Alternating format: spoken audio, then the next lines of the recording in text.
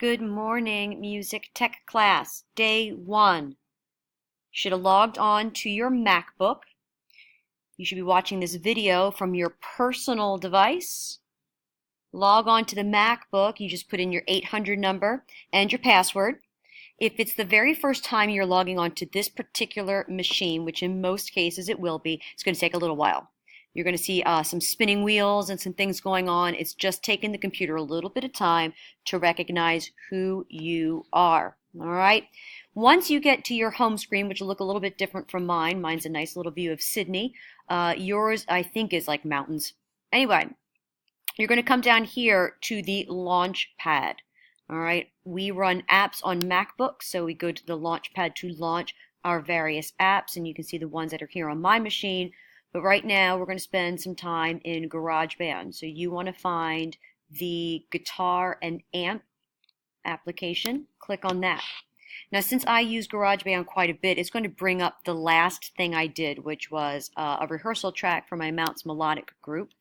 But for you, you are going to probably get a screen that looks like this. We will be exploring these different options. GarageBand, we can record our voices, we can do some amp effects on guitar, we can write some hip-hop songs if that's something you're interested in later on in the semester. We are going to experiment with creating our own ringtones. It's super easy, especially if you have an iPhone. Right now we want to go up here to Empty Project. After we click on that, you go to Choose, and it will pull up this screen right here. Let's see, what do I want? We can record using our voices. That's something we're going to experiment with on a little bit later, but I would just hit your keyboard and create. And here's what's going to come up. This keyboard today is a crash and burn lesson, so let's get rid of that. Just click in the little red circle. We want to come up over here to the loops. Loops is a great way to create some real quick, easy pieces of music for you. I have access and you have access to all the ones that are highlighted white.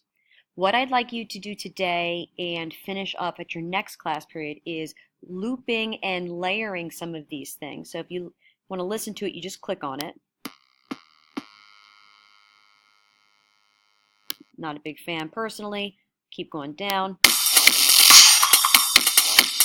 Let's say I like that loop. I come over here. I place it underneath the keyboard. This is assuming you want to have a keyboard being played at the same time. If you don't like that, you can click on it and delete it and just focus on your loops. So now I press my space bar and this loop comes up. All right. I want to make that loop a little bit longer today. And you don't have to do the same loops I'm doing. Do whatever loops you want. I'm going to stop that right there. That'll be my intro. And you see it just keeps going. Let's see what else can we add here. Scroll down.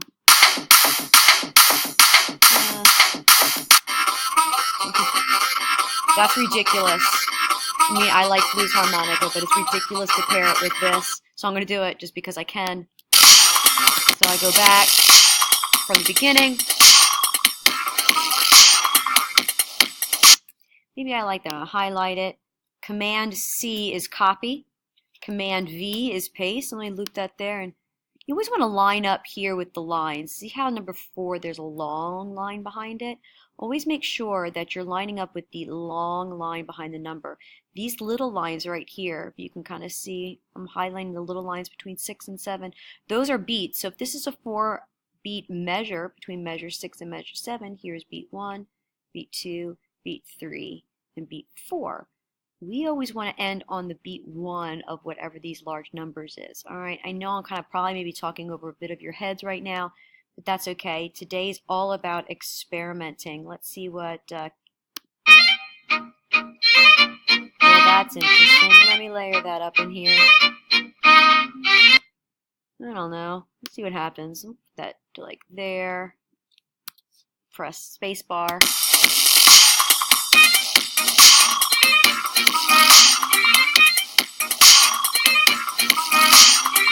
Here's what I'd like you to do today. I'd like you to just experiment. There's really no mistakes in GarageBand. But I'd like you to come up with several different looping things. I also want you to be able to extend the loops like I did up here. You see how that little circle can extend your loops? I'd like you to have some space between your loops. You don't want to have everything layered over top of each other because that just gets really busy musically. I'd also like you to figure out how to cut and trim something. So to cut and trim, take my cursor there. Command T slices your bits and pieces there, so you can move that around. So experiment with cutting and trimming. I'd like you to at least layer 3-4 different things over top of each other. When you finish that, I want you to share it with me. So you're going to go up here, you're going to export song to disk. You can give it a title. You're going to export it. That's going to create it into an MP3. And then what I'd like you to do is log on to Schoology on the MacBook, attach this MP3, and send it to me via Schoology. If you were working on this with a partner, I'd like you to put your name and your partner's name in the comments. This is not necessarily a real formal grade. It's just a, hey, could you figure out loops? So I want to make sure everyone in the class knows how to figure out loops and exporting a song before we go on to create bigger and better projects. All right, so that's day 1 and 2 things. You have an assignment, so if you're confused at all, rewind this, go back and follow along on the MacBook, and of course I'll be around if you have any questions.